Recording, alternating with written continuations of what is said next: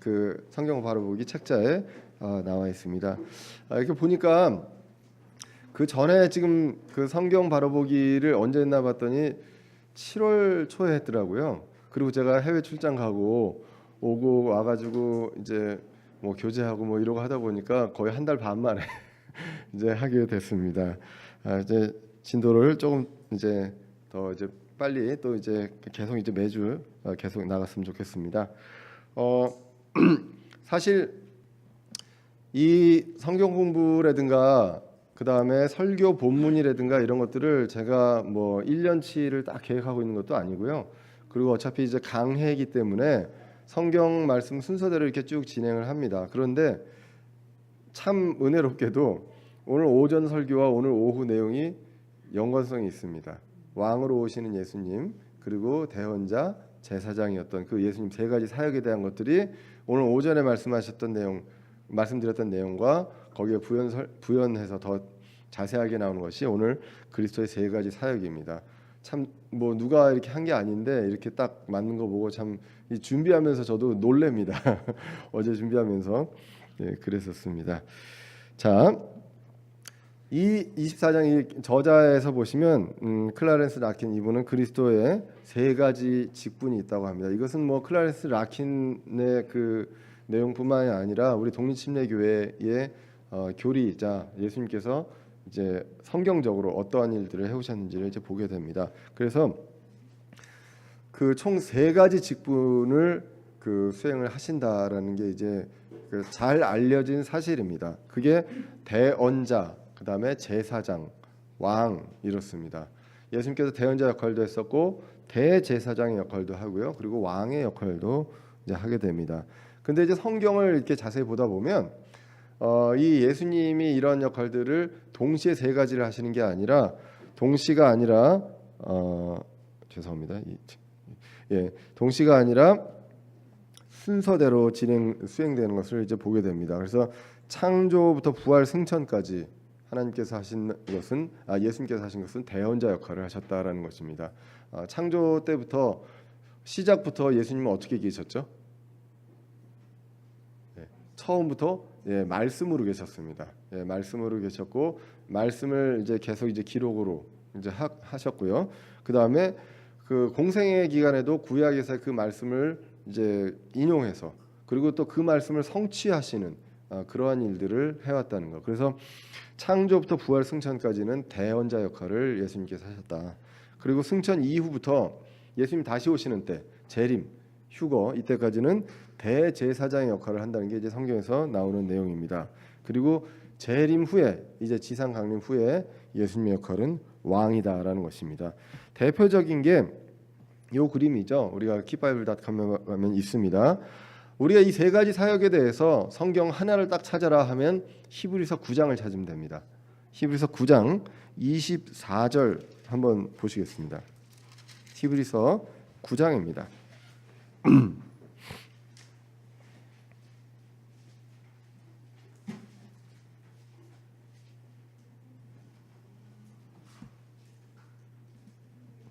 (9장) 24절인데요. 우리가 23절, 24절을 읽으면 이렇습니다. 우리 다 같이 한번 읽어볼까요? 그러므로 하늘들에 있는 것들의 모형들은 이런 것들로 깨끗하게 할 필요가 있었으나 하늘의 것들을 그 자체는 이런 것들보다 더 나은 희생물로 하여야 할지니라. 그리스도께서 손으로 만든 거룩한 처소들 곧 참된 것의 모형들 안으로 들어가지 아니하시고 하늘 그 자체 안으로 들어가사 이제 우리를 위하여 하나님 앞에 나타나시느니라. 자, 여기서 보시면 우리가 히브리서도 이제 강해를 했었습니다. 거기서 보면 이제 히브리인들에게 히브리 교회 그 믿는 그 히브리인들 그리스도인들에게 보내는 이제 사도 바울의 편지다. 저희는 이제 그렇게 이제 알고 있는데요. 그래서 예수님이 그 대제사장의 역할을 하신다라는 것들을 굉장히 그러니까 이방인들은 모릅니다. 그 성막에서 그 제사장들이 어떻게 했는지. 근데 이스라엘 민족들은 알잖아요. 그래서 그 내용들을 굉장히 이제 강조했던 것을 보게 됩니다. 그래서 오늘 23절에 나와 있는 것처럼 하늘들에 있는 것들의 모형 이것이 무엇이냐면 유대인들이 성막입니다. 그래서 이 성막 안에서 근데 이런 것들은 계속 주기적으로 깨끗하게 정결하게 할 필요가 있었다는 것이죠. 그런데 하늘의 것들은 그 자체 이런 것들보다 더 나은 희생물로 하여야 하고요. 그래서 24절에 그리스도께서는 손으로 만든 거룩한 처소들 성막 여기로 들어가시질 않으셨다. 그리고 어디로 가셨냐 하면 그게 모형이란 말입니다. 모형. 우리가 이 모형하면 저는 이제 그 딱 와닿는 게 뭐냐면 제가 하는 전공이 이제 바다에 대해서 합니다. 태풍에 대한 것들을 이제 재해를 하거든요. 태풍이라든가 지진해일이다 이런 것들을. 근데 그걸 연구를 하는데 지진해일이나 태풍이 왔을 때 그거를 재려고 바닷가에 나가면 어떻게 될까요? 죽겠죠.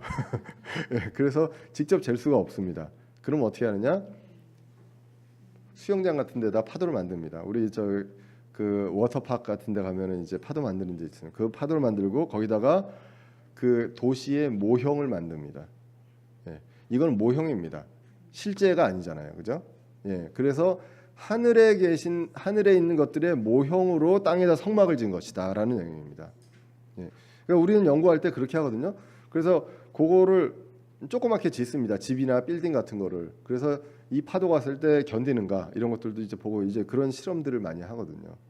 그런 뜻이 모형이 있고 실체가 있습니다.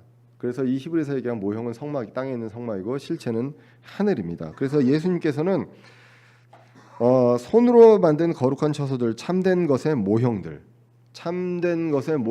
안으로 들어가지 아니하시고 하늘 그 자체 안으로 들어가셨다라는 것입니다. 그래서 부활 승천 후에 하늘로 바로 들어가셨다. 지성소가 있는데 지성소로 들어가는 게 아니라 하늘로 바로 가셨다. 그러면 이게 뭡니까? 모형에 들어가고 나오고 하는 그 존재가 누구냐는 것이죠. 제사장입니다. 그래서 24절에서 보는 것은 무엇이냐? 예수님의 어떤 제사장의 역할 그것을 이야기하는 것이다라는 것이고요. 그리고 그다음에 26절에 보시면 26절에 그랬더라면 그분께서 반드시 세상 창건 이래로 아주 고난을 당하셨어야 할 것이라. 그러나 이제 세상 끝에 그분께서 단 한 번 나타나사 자신을 희생물로 드려 죄를 제거하셨느니라. 자, 그래서 이제 희생물로 드리기 전까지 이때는 무엇이냐? 대언자로 오셨다는 것이고요. 그리고 28절에 보시면 28절에 이와 같이 그리스도께서도 많은 사람의 죄들을 담당하시려고 단 한 번 들어지셨으며 또 자신을 기다리는 자들에게 죄와 상관없이 두 번째 나타나사 구원에 이르게 하시느니라. 그래서 다시 나타나신다는 것, 다시 오신다는 그 예수님을 이야기합니다. 그때는 왕으로 오신다고 이야기를 하고 있고요. 그래서 여기서 보시면 여기 이제 제단 해가지고 뭐 신명기, 누가복음, 요한복음 요게 이제 대언자로 오신 예수님에 대한 내용의 것입니다. 그리고 이 그림에서 보시면 이제 요 부분 있죠. 초림이 있고 재림이 있다면 요 사이 요 부분이 제사장으로 계시는 기간입니다. 교회 시대고요. 그래서 우리가 주의 만찬을 왜 하느냐라는 것입니다. 주의 만찬을 왜 하느냐? 우리가 십자가를 보고 그 다음에 그 새 상속 언약, 빵을 뗄 때 주님의 무엇을요? 찢긴 살, 그리고 포도즙을 마실 때 그때 다시 오실 주님께서 피로 세우신 새 상속 언약을 우리가 기억한다고 했습니다. 그래서 그걸 언제까지요? 주님 다시 오실 때까지 한다고 그랬습니다. 그래서 이 제사장의 역할을 지금 하늘에서 하고 계신다. 우리는 구원을 받고요. 고난의 십자가를 통해 구원을 받고 성화를 단계를 거칩니다. 그리고 영화라는 것은 예수님 다시 오실 때 우리의 몸이 이제 썩지 않은 몸을 입고 공중에서 주님을 만나는 그 영화의 단계가 있는데 그게 이제 이 제사장으로 있는 이 교회 시대에 있습니다. 그래서 요 초림과 재림에 대해서 구약의 그 하나님의 말씀을 대언하는 이 사람들도 그 이제 헷갈렸고요. 그리고 그 많은 성경 교사들이 어떻게 했느냐? 베드로전서 1장 10절에서 11절에 보면 그 표적과 이 말씀을 가지고서 시대를 구분하며 열심히 탐구했다라는 내용이 이제 나오게 되는 것입니다. 그래서 초림과 재림 사이에 이런 게 있고요. 그 다음에 왕으로 나타나실 예수님에 대한 것, 그리고 예수님이 이제 다윗의 왕제에 오신다는 것이 이제 구약 성경에 다니엘서에도 나와 있습니다. 그래서 이 내용이 이제 여기 있습니다. 그런데 이스라엘 민족들은 초림과 재림이 하나인 줄 알았기 때문에 이렇게 제사를 드리면서 이렇게 있으면서 여기로 바로 올 줄 알았던 것이죠. 예, 이제 그게 이 그림에서 나와 있는 내용입니다. 예. 자, 그래서 첫 번째 대언자의 그 사역을 보겠습니다. 이제 채이가 제 목소리를 싫어하는지 제가 얘기하자마자 이제 깬 것 같습니다. 예. 자, 그 창조 이후에도 하나님이 예수님이 말씀으로 계셨습니다. 그런데 특별히 본격적으로 성육신 이후에 이 세상에 인간으로 오신 이후에 대언자로서의 본격적인 사역을 했다. 아까 그 그림에서 나와 있던 구절들이 이겁니다. 신명기 18장 15절에 나와 있는 주 내 하나님께서 내 한가운데서 곧 내 형제들 중에 나와 같은 대언자 하나를 너를 위하여 일으키시리니 너희는 그의 말에 귀를 기울일지니라. 이렇게 이제 신명기에 나오고 있고요. 그 다음에 요한복음 6장에서도 보시면 이제 오병이어에 대한 것이죠. 그래서 그들이 그것들을 함께 거두고 충분히 넘치게 먹은 자들이 남긴 보리빵 5개와 조각들로 12바구니를 채웠더라. 그때에 그 사람들이 예수님께서 행하신 그 기적을 보고 이르되 이분은 진실로 세상에 오실 그 대언자시더라라고 이야기를 하게 됩니다. 자, 그 다음에 이제 승천 후에 그 재림에 대한 대언까지를 앞으로 있을 일에 대한 대언까지도 예수님께서 마태복음 24장부터 25장 46절까지 한 것들을 많이 얘기했습니다. 24장에 어떤 내용이 있었다고 혹시 기억하시나요? 그 마지막 때에 대한 징조가 나오게 되죠. 제자들이 물어봅니다. 마지막 그런 일들이 언제 있고, 예, 언제 오시는지 그 표적에 대해서 물어봤을 때 그때 예수님께서 24장에서 이제 쭉 그 내용에 대해서 이야기를 해주시고 25장부터는 그 하늘의 왕국에 대한 비유가 나오게 됩니다. 그래서 열 처녀의 비유가 나오게 되고 뭐 달란트의 비유가 나오고 그런 것들이 이제 나오게 됩니다. 그래서 이런 것들은 기본적으로 1차적으로 재림에 대한 어떤 그 대언이다. 그것까지도 대언자 역할로 예수님께서 다 말씀해 주셨다라는 것입니다. 자, 그 다음에 이제 제사장으로서의 사역이 있습니다. 현재 대제사장으로 사역을 하고 있습니다. 그래서 아까 히브리서에서도 읽었지만 부활 승천 후에 구름의 휘장을 지나서 하늘의 성막의 지성소로 향해서 거기 계신다. 그래서 히브리서 9장 24절에 나와 있는 것처럼 이제 하늘로 들어가셨다. 그래서 우리를 위하여 하나님 앞에 나타나시느니라. 그리고 히브리서 10장 1절에 보시면 율법은 다가올 좋은 일들의 그림자는 가지고 있으나 그 일들의 그 형상 그 자체는 아니므로 그들이 해마다 계속해서 드린 그런 희생물로는 거기로 나아올 자들을 결코 완전하게 할 수 없다라는 것입니다. 이 옛날의 구약에서의 제사장, 이 제사장들이 했던 그 반복적으로 했던 그 역할들을 예수님이 하시는데 다른 점이 있습니다. 구약의 대제사장들은 어떻게 했을까요? 정기적으로 계속 반복적으로 해야 됩니다. 근데 예수님은 몇 번?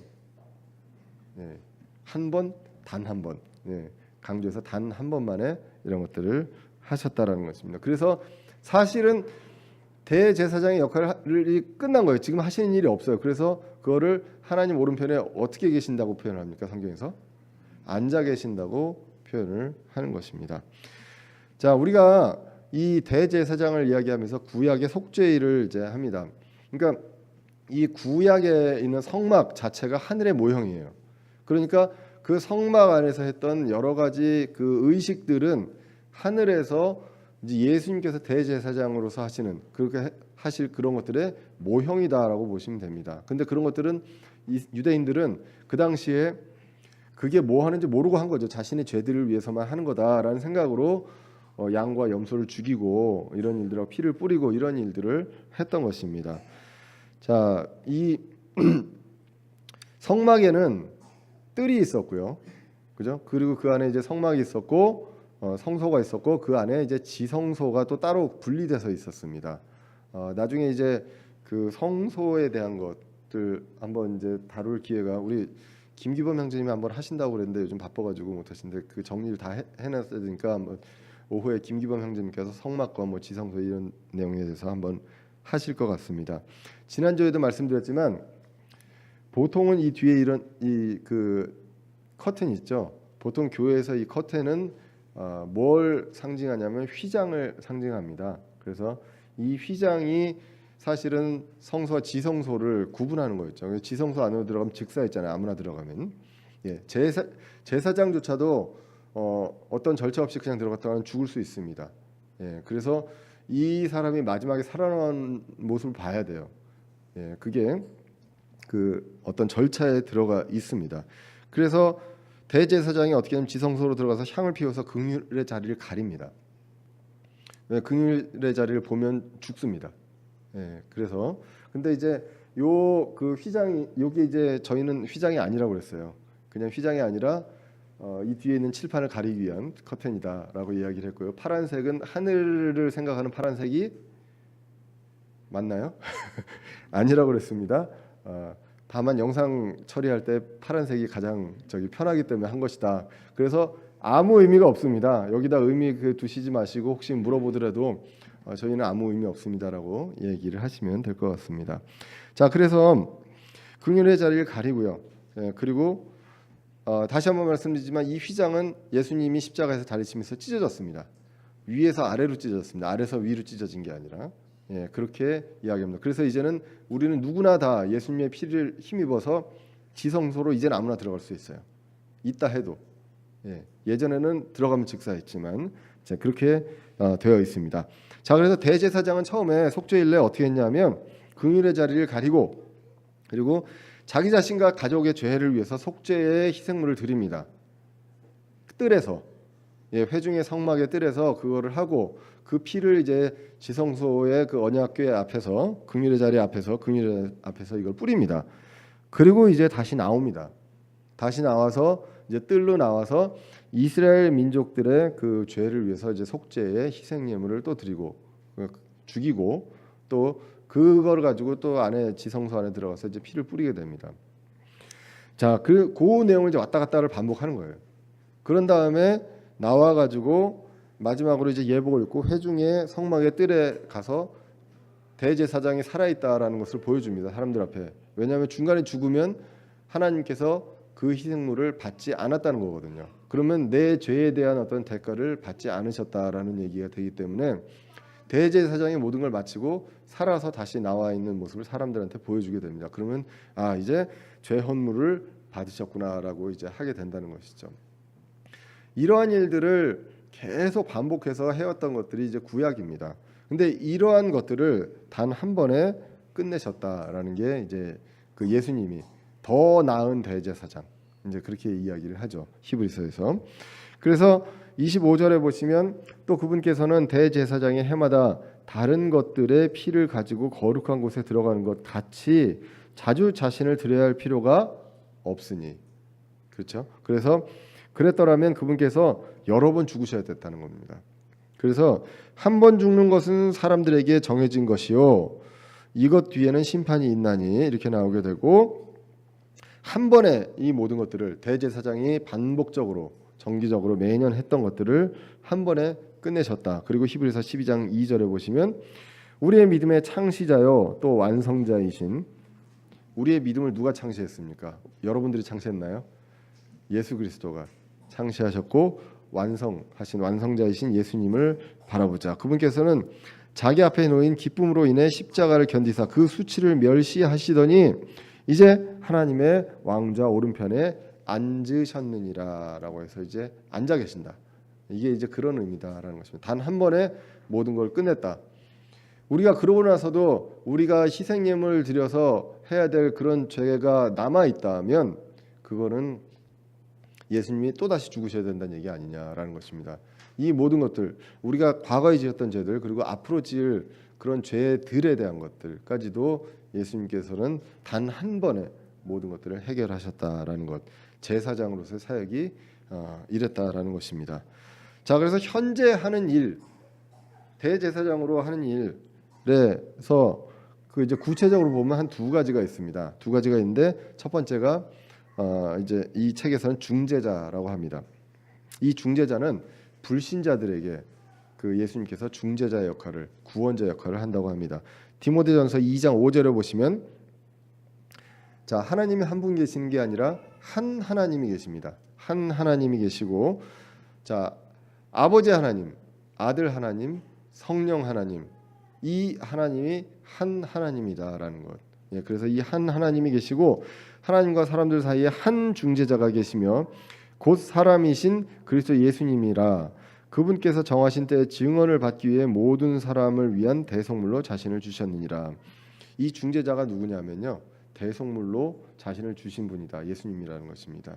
그래서 그것을 통해서 중재하셨다라는 것입니다. 그렇기 때문에 이 중재자가 하나님이시면서 인간으로서 오셔서 하나님과 사람 사이를 중재하신 그러한 중재자 역할을 하신다. 그 다음에 두 번째로 변호자의 역할을 한다고 성경이 이야기를 합니다. 요한일서 2장 1절에 보시면, 그 요한일서 1장을 이제 많이 언급을 합니다. 이게 이제 헷갈린다라고도 하기도 하고 하는데, 그렇지 않고 요한일서 1장은 철저하게 죄와 죄들에 대한 것들을 구분하는 것이다라는 거를 이제 기억을 하셔야 됩니다.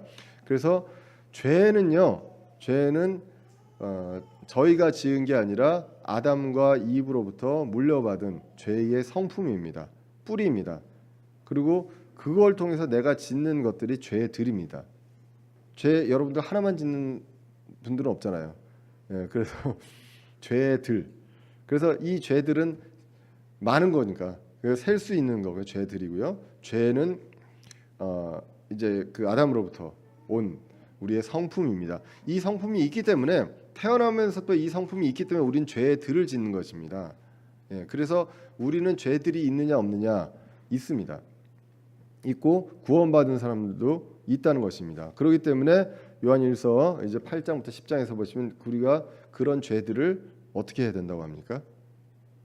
어떻게 해야 된다고 하죠? 혹시 기억하시나요? 예, 자백해야 됩니다. 자백.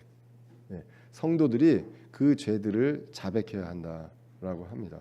예, 예. 그리고 고린도후서 이제에서도 얘기하지만 하나님의 뜻대로 하는 근심을 우리 성도들은 하게 됩니다. 내 모든 것들이 다 예수 그리스도의 십자가로 끝났기 때문에 나는 이제 막 살아도 나는 다 구원받는다. 물론 구원은 이룰 수 없습니다. 하지만 우리가 구원받은 자로서, 하나님의 자녀로서 우리가 해야 되는 건 하나님의 뜻대로 하는 근심, 그리고 우리가 죄들은 계속 짓기 때문에 그 이 몸을 입고 있는 한, 썩을 몸을 입고 한 죄들을 짓기 때문에 그것에 대한 자백이 필요합니다. 그런데 거기에서 얘기를 하고 나서 요한일서 2장 1절에 나오는 게 뭐냐 하면, 나의 어린 자녀들아. 어린 자녀면 누굴까요? 그리스도인일까요? 불신자일까요? 그리스도인입니다. 그래서 나의 어린 자녀들아라고 그리스도인들한테 얘기합니다. 내가 너희들을 이것들을 너희에게 쓰는 것은 너희가 죄를 짓지 아니하게 하려 합니다. 여기서 이 죄는 이게 죄니까 아담으로부터 오는 죄인가? 아니죠. 예, 이게 우리나라 말에서 좀 다른 거죠. 죄를 짓는 것 때문에 죄들을 짓는 거예요. 근데 이게 문법상 우리가 죄를 짓는다고 하지 죄들을 짓는다고 안 하거든요. 우리가 지은 죄들은 맞습니다. 근데 우리가 죄는 짓는 거잖아요. 예, 그래서 이거는 지금 죄들에 대한 내용이다라는 것입니다. 그래서 죄를 짓기 아니하게 하려 합니다. 만일 우리가 죄를 지어도, 우리가 짓는 이 죄들을 지어도 우리에게 아버지와 함께 계신 변호자가 있다고 합니다. 그게 곧 의로우신 분 예수 그리스도다. 자, 그러니까 우리 믿는 사람들한테는 예수님이 어떤 역할을 하신다고 합니까? 성경에서. 제 얘기가 아니라 성경에서 변호사는 좀 느낌이 안 좋습니다. 예. 미국에서는 변호사 하면 굉장히 비난받는 직업입니다. 여기서는 존경받는 직업인지 모르겠는데 우리나라에서는 미국에서는 변호사 하면 돈만 주면 죄인도 풀어주게 만드는 게 변호사다라는 그런 느낌이 굉장히 강하거든요. 그래서 변호사가 뭐 대단한 이렇게 보질 않습니다. 별로. 마치 옛날 그 로마 시대 세리를 보는 듯한 것 같아요. 예, 세리도 돈은 많긴 하지만 비난을 받잖아요. 예, 근데 그런 것 같습니다. 자, 근데 예수님은 의로운 변호자라고 합니다. 그래서 자, 죄인에게 불신자에게는 구원자가 필요합니다. 그렇죠? 불신자에게는 구원자, 중재자가 필요하고 변호자가 아닙니다. 그렇기 때문에 구원자 예수 그리스도를 받아들여야 되는 것이 이제 죄인들. 그리고 우리는요, 죄를 짓는 신자들은 저지른 죄들에 대해서 공평한 판결을 받기 위해서 변호자가 필요하다. 그 변호를 하신다. 자, 그래서 죄인과 믿는 자들이 범한 죄들에 대해서 주님이 다루시는 방법이 다르다는 것입니다. 중재자와 변호자. 자, 그러나 일관성 있는 건 있습니다. 죄들은 미워하신다는 것. 사람들이 짓는 죄들은 미워하신다고 이야기를 하고 있습니다. 자, 그다음에 이제 세 번째로 앞으로 왕으로서의 사역이 있습니다. 왕으로서의 사역은 그리스도께서 재림하실 때 하실 역할입니다. 그래서 지금은 아버지의 왕좌를 떠나서 신부를 만나기 그 아버지 왕좌에 있고요. 그다음에 아버지 왕좌를 떠나서 신부를 만나기 위해서 공중으로 재림하시는 그런 때가 있습니다. 우리가 대표적으로 그 공중 재림에 대해서 성경을 찾아라 그러면 데살로니가전서 4장을 찾으시면 됩니다. 데살로니가전서 4장 15절 이하에서 보시면 우리가 주의 말씀으로 너희에게 이것을 말하노니 곧 주께서 오실 때까지 살아서 남아있는 우리가 결코 잠자는 자보다 앞서지 못하리라. 주께서 호령과 천사장의 음성과 하나님의 나팔 소리와 함께 친히 하늘로부터 내려오시리니 그리스도 안에서 죽은 자들이 먼저 일어나고 그 뒤에 살아서 남아있는 우리가 그들과 함께 구름들 속으로 채워 올라가 어디서 만납니까? 공중에서 만납니다. 예. 그런데 공중에서 만나는데 공중으로 우리가 날개도 없고 올라갈 수가 없잖아요. 그러면 이 성경을 이 공중에서 만난다는 게 진짜 공중이 아니라 뭐 이렇다라고 하면 이단 교리가 되는 것입니다. 예. 공중은 공중입니다. 성경에서 이거를 뭐에 비유해서 얘기한 적은 없거든요. 그러니까 우리는 저도 과학을 하지만 그때 만유인력의 법칙을 어기고 그 만유인력의 법칙도 하나님 만드신 거거든요. 뉴턴이 만든 게 아닙니다. 뉴턴은 발견한 겁니다. 예, 그렇기 때문에 올라가서 공중에서 주님을 만날 것이다. 그래서 우리가 항상 주와 함께 있으리라라는 것, 그것을 분명히 이야기하시는데 그게 이제 왕으로서의 사역의 시작입니다. 그 다음에 그리스도의 심판석이 공중에 있다고 기록을 하고 있습니다. 고린도서 5장 10절에서 보시면 우리가 반드시 다 그리스도의 심판석 앞에 나타나리니 이로써 각 사람이 좋은 것이든 나쁜 것이든 자기가 행한 것에 따라 자기 몸 안에 이루어진 것들을 받으리라라고 고린도후서 5장 10절에 나와 있습니다. 그리고 이 그리스도의 심판석에서 우리가 하는 어떤 보상의 손실 이거에 대한 게 어디에 나와 있죠? 혹시 어디에 나와 있죠? 네. 그 절은 몰라도 장은 알아두시면 좋습니다. 아까도 했지만 그 예수님의 세 가지 사역에 대해서 성경에서 볼 수 있는 건 히브리서 9장, 그죠? 히브리서 9장에서는 세 가지 사역에 대해서 나오고 뭘 강조하냐면 단 한 번을 강조합니다. 이 제사장 사역에 단 한 번을 했다는 것을 강조하고 그리고 부활, 예수 그리스도의 부활과 우리의 부활에 대해서 부활장 하면 어디죠? 고린도전서 15장. 예. 그리고 아까 얘기했던 공중에서 만나는 거 어디죠? 데살로니가전서 4장. 예, 그렇습니다. 그리고 그리스도의 심판석 하면 고린도서 5장 10절. 그 다음에 이것에 대해서 구체적으로 우리가 보상을 받고 불에 의해서 구원을 받는다. 이게 어디 있냐? 고린도전서 3장에 있습니다. 예, 그렇게 그 장수를 이제 외워두시면 좋습니다. 저도 요즘 예전에 더 많이 외웠는데 잘 까먹어가지고요 요즘에. 예. 자, 그런데 이 그리스도 심판석으로 뭘 하시려고 하느냐? 에베소서 5장 27절에 나옵니다. 또 그것을 점이나 주름이나 그런 것이 없는 영광스러운 교회로 자기를 위해 제시하려 하심이며 교회가 거룩하고 흠이 없게 하려 하심이라. 이렇게 흠이 없게 정결하게 하는 작업을 그리스도의 심판석에서 한다고 합니다. 자, 그다음에 이제 그리스도의 심판석이 있고 나서 공중에서 밑에서는 지금 7년 환란이 있습니다. 7년 환란이 있는 동안에 위에서는 그리스도의 심판석이 있었고 그다음에 어린 양의 혼인 잔치가 있습니다. 그래서 요한계시록 19장 7절에서 보시면 우리가 즐거워하고 기뻐하며 그분께서 그분께 존귀를 돌릴지니 어린 양의 혼인 잔치가 이르렀고 그분의 아내가 자신을 예비하였도다.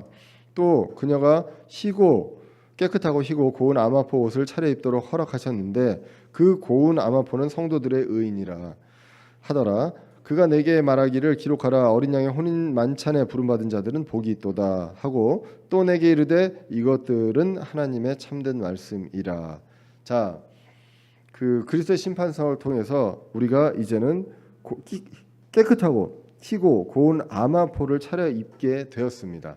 자, 그리고 이렇게 해서 이제 어린 양의 혼인 잔치에 이제 들어가야 된다고 이야기를 하고 있습니다.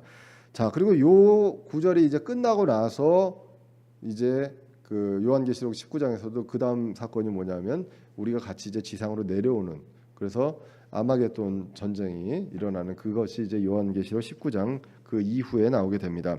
지상 강림과 아마겟돈 전쟁, 그것이 요한계시록 19장 11절에서 21절에 이제 나옵니다. 아까 보시면 19장 9절까지 이 내용이었죠. 그죠? 그다음에 19장 11절부터 21절까지 이게 길어가지고 제가 지금 여기다 적지는 않았고요. 그렇게 돼 있는데 그 아마겟돈을 위해서 이제 마귀도 준비를 합니다. 요한계시록 16장 14절부터 보면 이제 16절에 그가 히브리 말로 아마겟돈이라 하는 곳으로 그들을 함께 모으니라. 그러니까 그 지상 강림에서 오는 예수님의 군대와 할 전쟁을 할 그 자신들의 세력을 그 아마겟돈이라는 곳으로 이제 모으게 됩니다. 그래서 뭐 이러한 어떤 성경의 이름들을 가지고 많이 영화들을 만들고 이제 하죠. 근데 자칫 잘못하면 그 영화를 보고서 아 성경이 그렇구나라고 생각하기 쉽지만 그렇지 않다는 거. 우리는 아마겟돈 전쟁이 있을 때 이 땅에 없습니다. 구원받은 사람들은. 그것을 우리가 분명히 이제 알 필요가 있습니다. 자, 그 다음에 이제 내려옵니다. 이건 전쟁이 안 됩니다. 바로 승리입니다. 그렇게 하고 그 다음에 이제 민족들의 심판이 있다고 마태복음 25장 31절에서 46절에 있습니다. 그래서 보시면 양민족과 염소민족이 있죠. 그래서 양민족은 환란기 때 이스라엘 민족을 도운 민족들입니다.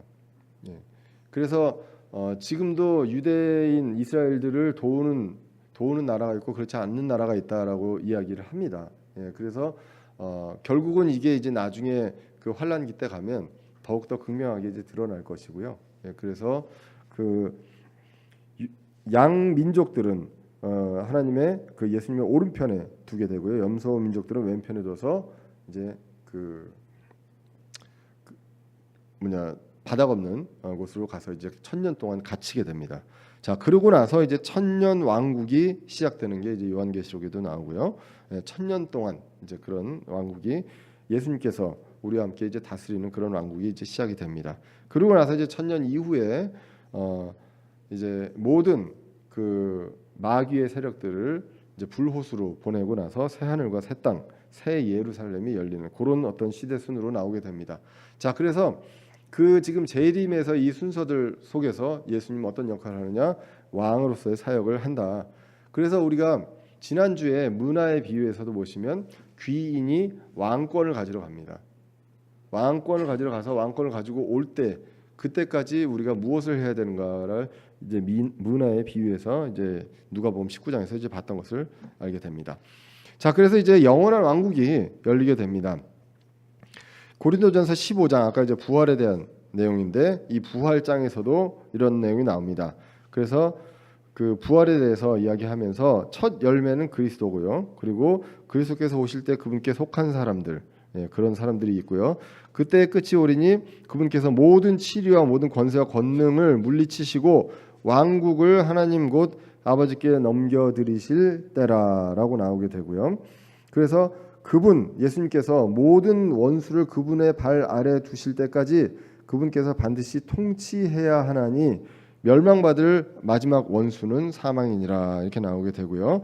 모든 것이 28절에 모든 것이 그분께 굴복당할 때에 아들도 모든 것을 자기 아래 두시는 분께 친히 복종하시리니 이것은 하나님께서 모든 것 안에 모든 것이 되려 하심이라. 이것을 우리가 개혁성경에서는 만유 이렇게 얘기를 합니다.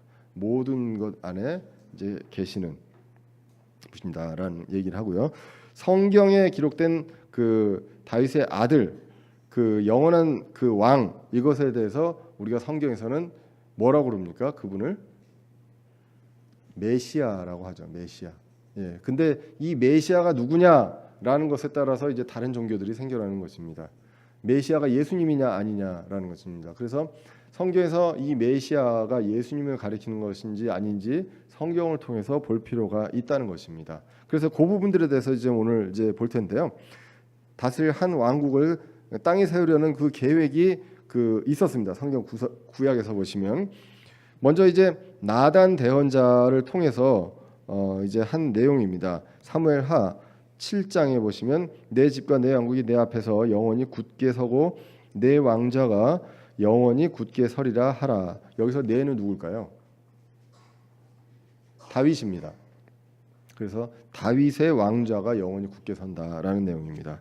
자, 시편에서도 보시면 내 종 다윗에게 맹세하기를 내가 내 씨를 영원히 굳게 세우며 내 왕자를 모든 세대에 세우리라 하셨나이다. 이렇게 이제 나오게 됩니다. 이 나단 대언자를 통해서 이런 내용이 나오게 되고요. 예레미야에서도 이런 내용이 나옵니다. 33장 17절 이하에서 보시면 이스라엘 집 왕자에 앉은 사람이 결코 다윗에게 끊어지지 아니하며 또 내 앞에서 번제 헌물을 드리고 음식 헌물에 불을 붙이며 계속해서 희생물을 드릴 사람이 레위 사람 제사장들에게 끊어지지 아니하리라 하시니라라고 나오게 되고 다윗의 씨에서 나오게 될 왕에 대한 말씀이 예레미야 23장 5절에서 6절에 나오게 됩니다. 자, 그래서 다윗에게 한 의로운 가지를 일으킬 것이요 한 왕이 통치하고 형통하여 땅에서 판단의 공의와 정의를 집행하리라.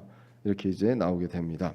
자, 그래서 이런 메시아가 분명히 올 것이다. 왕으로. 그리고 다윗의 씨로 올 것이고요. 그리고 다윗의 왕자에 오실 그 메시아에 대한 내용들을 이야기를 합니다. 그런데 이제 예수님은 어떠냐?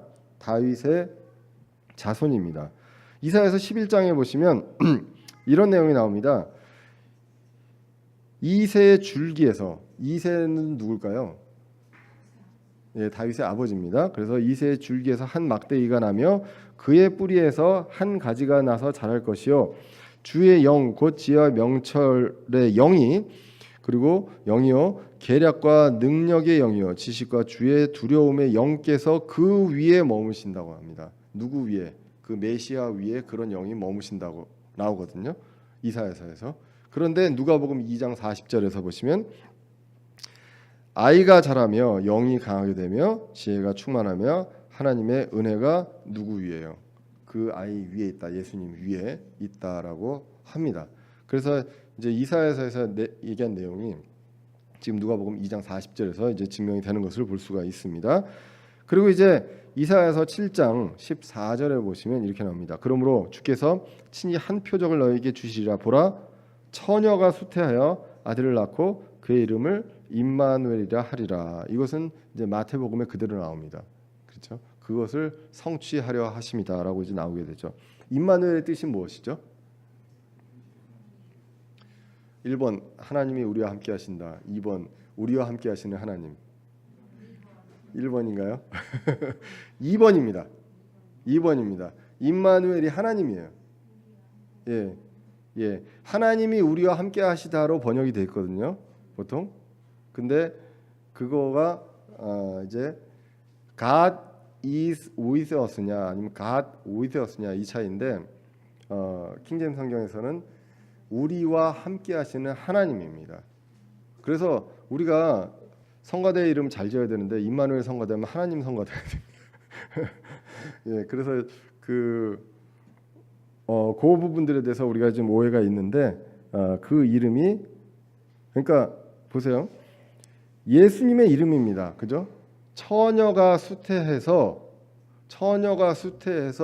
아이를 낳는데 그 이름이 하나님과 함께 하시다냐. 이거는 누구나 하나님과 함께 할 수 있어요. 모세도 하나님과 함께 했거든요.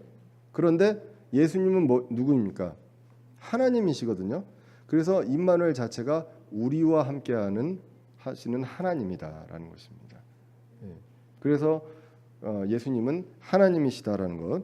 이사야서 9장 6절에서도 이는 한 아이가 우리에게 태어났고 한 아들을 우리에게 주셨으니 그의 어깨에 정권이 놓이고 이렇게 쭉 나오고 이제 다윗의 왕자와 그의 왕국에 군림할 것이다라고 나오게 됩니다. 그래서 예수님은요 다윗의 계보여야 합니다. 그리고 하나님의 계보여야 됩니다. 그래서 처녀의 몸을 통해서 성령님으로 성령 하나님을 통해서 그 오신 수태하신 그런 분이기 때문에 하나님의 계보도 되고 다윗의 계보도 됩니다. 그래서 이제 누가복음 1장 31절을 보시면 내가 내 태에 수태하여 아들을 낳고 그의 이름을 예수라 하리라. 그가 크게 되고 가장 높으신 이의 아들이라 불릴 것이요 주 하나님께서 그의 조상 다윗의 왕자를 그에게 주시리니 그가 영원토록 야곱의 집을 통하여 그의 왕국에 무궁하리라. 그래서 지금 구약에서 계속 다윗의 왕자 그 통치한다는 내용을 계속 얘기하고 있는데 이것을 예수님 탄생하실 때 이 얘기를 했지 예를 들면 뭐 마호메드나 뭐 누가 얘기했을 때 이 얘기를 한 적이 없습니다. 그렇기 때문에 메시아가 누구냐를 가지고 이제 많이 얘기를 하는데 이단들이 많이 얘기를 하지만 메시아는 바로 예수님입니다. 또 다른 이제 증명이 있습니다. 메시아신 증명이 바로 그 다니엘의 70일에 중에 69일에가 있습니다. 71회가 어떻게 되냐면 69일에가 있고 한 일회가 있죠. 그 사이에 기간이 있습니다. 그 한 일회가 마지막 한 일회가 바로 7년 대환란입니다. 그리고 69일회가 언제부터냐라고 하면 그 69일의 마지막이 예수님께서 예루살렘에 입성하시는 그 해가 바로 69일회가 됩니다. 다니엘서 9장 25절을 보시면 다니엘의 이제 환상이 나오죠. 그러므로 알고 깨달을지니라 즉 예루살렘을 회복하고 건축하라는 명령이 나아가는 때로부터 통치자 메시아에게 이르기까지 7일회와 62일회가 있으리니 심지어는 곤란한 때에 거리와 성벽이 다시 건축될 것이며 뭐 이렇게 이제 나오게 됩니다. 자, 요 내용은 사실 그 요한계시록 그 성경 파노라마 할 때 요한계시록에 그 제가 이제 말씀을 드렸던 내용입니다. 자, 일회가 뭘까요? 일회가 원래 뜻대로 하면 7일입니다. 예, 7일이에요. 그냥 영어로도 week예요, week. 예, 7일입니다. 예, 그러면 69일에 하면 483일이잖아요. 483일이죠. 예, 그러면 1년이 조금 넘은 일입니다. 그죠? 예, 그러면 그렇게 했을 때 무슨 일이 일어났냐라고 했을 때 찾아볼 수가 없습니다. 그런 일은 없습니다. 그래서 이거를 이제 일회를 하루를 1년으로 계산하는 방식으로 해보니까 그러니까 딱 들어맞는 것이 있다라는 것입니다.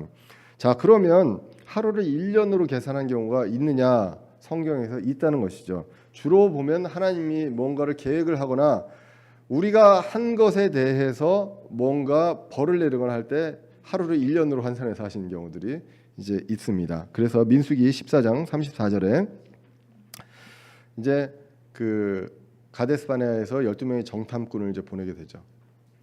그렇게 했을 때 이제 너희가 그 땅을 탐지한 날수 곧 40일의 하루를 1년으로 환산해서 40년 동안 너희가 너희 불법들을 담당할지니 이로써 내가 약속을 깨트린 것을 너희가 알리라. 그래서 하루를 1년으로 환산해서 40년 동안 그 광야 생활을 하는 내용이 있습니다.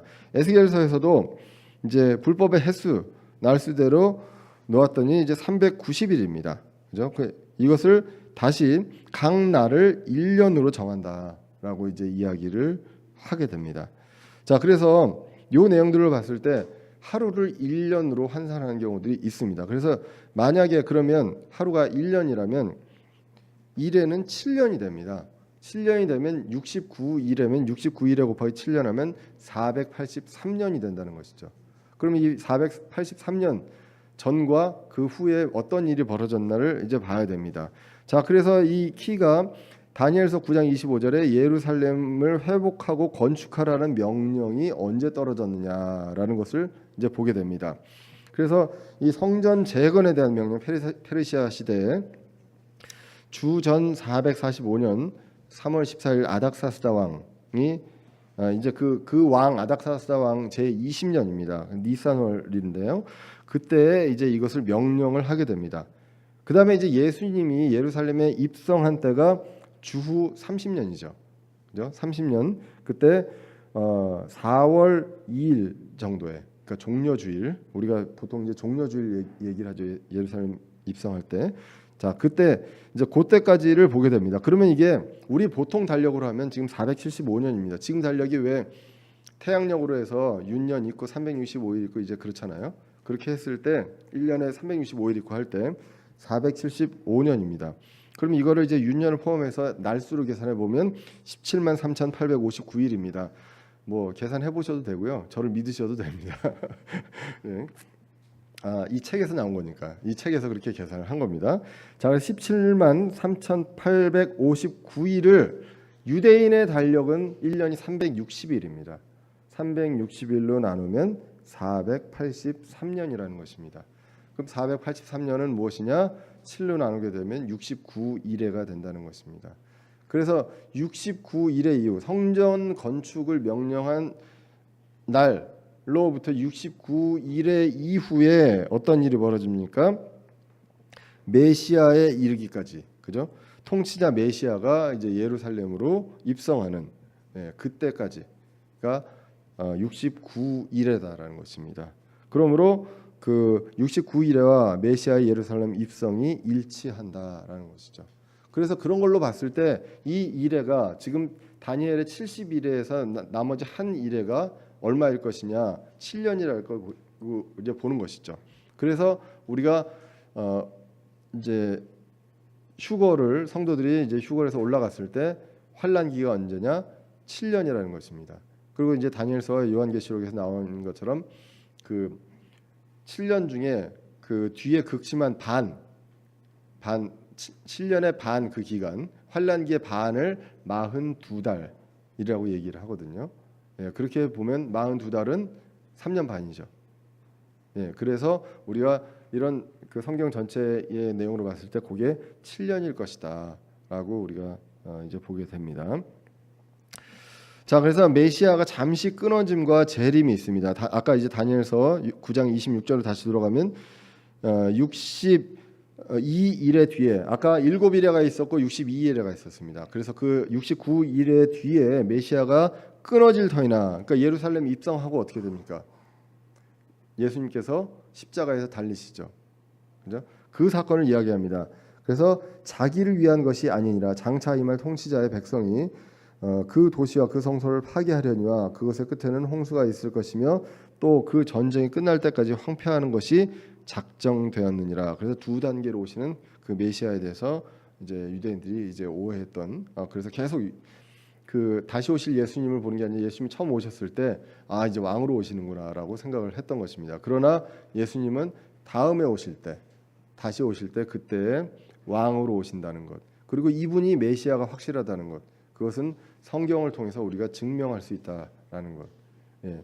그래서 메시아가 예수님인 것은 분명하다는 것, 이거를 이제 우리는 그 확신하면 됩니다. 어떤 구절을 통해서, 구약의 예언을 통해서 어디서 태어나시고, 그리고 어떤 분이시고, 그리고 69일에 이걸 통해서 이 기간이 어떻게 맞고, 이런 것들을 통해서 이 메시아가 예수님이고 이 통치자이시며 앞으로 오실 때 왕으로 사역하실 거다는 것입니다. 그러니까 결론적으로 보면 예수님이 메시아가 이제 성경적으로 증명이 됩니다. 그리고 다윗의 아들이고 다윗의 왕자에서 다스리게 됩니다. 그리고 이제 십자가에서 달리시고 부활하신 후에 왕국을 취할 때까지 하나님 우편에 앉아 계신다라는 것이고요. 다윗의 왕자는 지금 다윗의 왕자는 어디에 생깁니까? 하늘에 생깁니까? 땅에 생깁니다. 실제로 이 지상에 지금은 비어 있다. 그러나 나중에 이방인들의 때가 끝나고 무너진 다윗의 장막을 다시 지을 때 그때 이제 다윗의 왕자도 다시 세워지겠죠. 그리고 그리스도께서 이제 오시게 됩니다. 물론 그 전에 적 그리스도가 이제 가게 되고, 그렇게 되지만 예수님께서 지상 강림하시고 모든 그 마귀의 세력들을 물리치시고 그 다음에 그 자리에서 이제 영원히 그 다윗의 왕자를 이제 함께 하시는 그러한 내용들로 나오게 됩니다. 이제 정리를 하자면 예수님은 그리스도의 사역은 이 세상에서의 사역은 세 가지다. 대언자, 그리고 제사장, 왕. 그 대언자는 예수님께서 창조 이후부터 그다음에 그 부활 승천 이전까지 예수님께서 하신 역할이 대언자다. 그렇기 때문에 그때 그 대언의 말씀이 완성이 됐습니다. 성경이 이제는 더 이상의 성경이 없습니다. 하나님의 말씀이. 그 다음에 지금 이 시대는 그 대언의 말씀을 우리는 믿고, 그리고 예수님은 그 예수님 자신을 드림으로써 대제사장의 역할을 이미 완수를 다 하셨고, 이제는 불신자들한테는 중재자, 그리고 믿는 사람들한테는 변호자의 역할을 하고 계신다. 그 다음에 이제 예수님을 우리가 부활해서 공중에서 만날 때, 다시 오실 때, 그 이후에 예수님은 이제 왕으로 오신다. 이렇게 정리를 하실 수가 있습니다. 그래서 오늘 누가복음 본문에서도 얘기했지만 예수님께서 그 재림에서 왕으로 오시는 그 모습, 그거를 예루살렘에 죽으러 가시지만 그 모습을 초라하게 오신 예수님이 초라한 모습으로, 그리고 나귀를 그 아멘을 아주 크게 하는데요. 나귀를 그 필요 없는 나귀를 필요하시다라고 하고 같이 영광에 그 입성을 하는 그런 것들을 우리가 소망할 수 있습니다. 그래서 우리가 그 소망을 갖고 우리의 이 말씀 붙들고 조금 그 나귀의 근성들이 여러분들 남아 있을지 모르겠지만 하나님께서 이 나귀의 근성이 다양한 근성들이 남아 있는 여러분들 한 사람 한 사람을 주님께서 필요하시다라고 했기 때문에 필요하신 분들이 이곳에 왔다라고 우리는 믿고 서로 아껴주고 세워줄 수 있는 저와 여러분들 되시길 기원합니다. 기도하겠습니다. 살아계신 하나님 아버지, 오늘도 부족한 저를 통해서 주님의 말씀을 선포하게 해주심을 감사합니다. 그리스도께서 이 땅에 오신 어떠한 역할로 오셨는지 다시 한번 우리 기억합니다.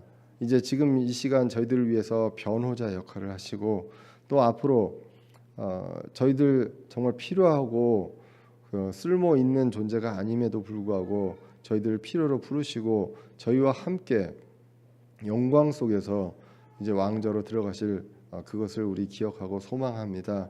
이 땅에서 어려운 점이 많습니다. 앞으로도 세월이 지나고 이 시대가 지나감에 따라서 저희들 더욱더 어려운 일들이, 이 교회에 어려운 일들이 많을 줄 압니다. 핍박이 많을 줄 압니다. 그러나 저희들 나중에 주님과 함께 영광스럽게 입성할 것을 우리 소망하며 이것들을 이길 수 있는 힘을 허락하여 주시옵소서. 감사드리며 예수님의 이름으로 기도드렸습니다. 아멘. 감사합니다.